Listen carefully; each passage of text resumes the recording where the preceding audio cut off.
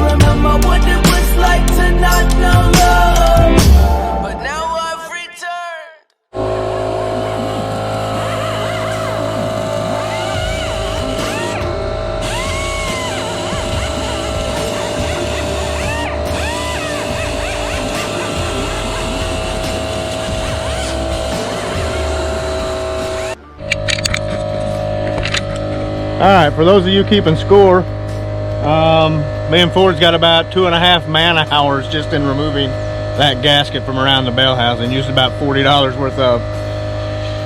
worth of sanding discs to get it off of there. While they're kind of cleaning up in there, I thought I'd kind of show you this clutch. So I don't know if you can really see this, but this is one of the discs that came out of that clutch assembly. I don't know if you can tell on the video, but it's really been crushed, like right there, and it's all bowed out, and that's from when it got assembled last time. It wasn't lined up properly and it got crushed in there, and that's what was keeping the PTO on. And with that being crushed in there and kind of wedged, there was no way for that PTO to shut off. It just ran all the time, and it was putting a big drag on the tractor as well, obviously. All right, so we have now got the gasket off. Kind of here's what that looks like. All good and clean around there, both sides. Only took about 2.5 hours. Now Grandpa is on cleanup duty.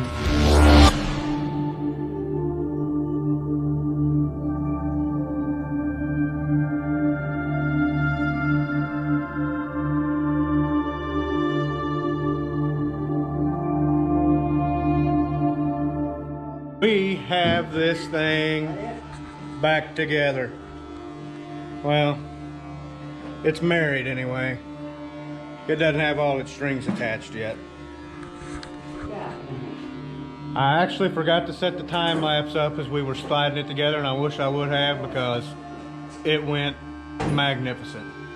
On second thought, maybe it's a good thing I didn't have the time lapse set up. Things might not have went so well. So we got Grandpa and Ford's back here finishing up the back. Tell everybody how good that went together. Working. Tell them how good it went together. I got it put together. We got her put together. Right, too. You can turn that sucker this time. All right. Yeah, everything's turning like it should. You can come back here, turn the PTO. It's all free. You can spin the flywheel, turn the whole engine and everything over free this time. I think we may have it. We may have it this time.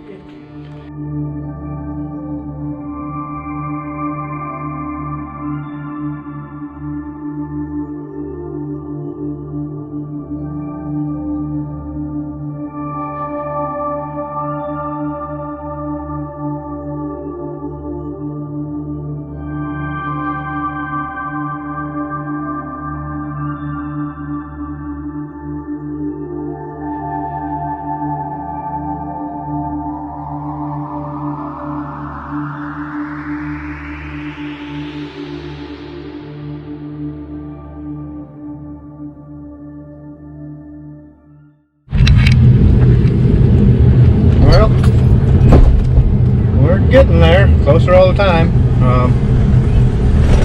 Pretty much everything's wrapped up, and I'm on my way to pick up the hydraulic fluid. I forgot to do that.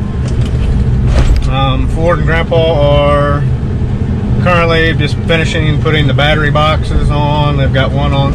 They're working on the second battery box, and then they need to put the batteries in, get those hooked up. Just because I know how things go, because I've been wrenching on stuff for a long time, I am not going to put the hood and everything back on until we get it fired up and kind of test it out and make sure everything's doing all right. I know if I were to put the hood and everything on and button everything up, get in there and turn the key, something's going to be not right. I'm going to have missed a wire or a hose or something, going to be leaking and tearing it back apart. That's just Murphy's Law. So plan is go get this fluid.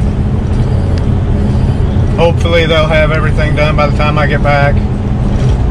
If not, I'll help them finish up doing whatever it is they didn't get done, and put some fluid in it, fire that thing up, and see what happens. Man, I'm excited.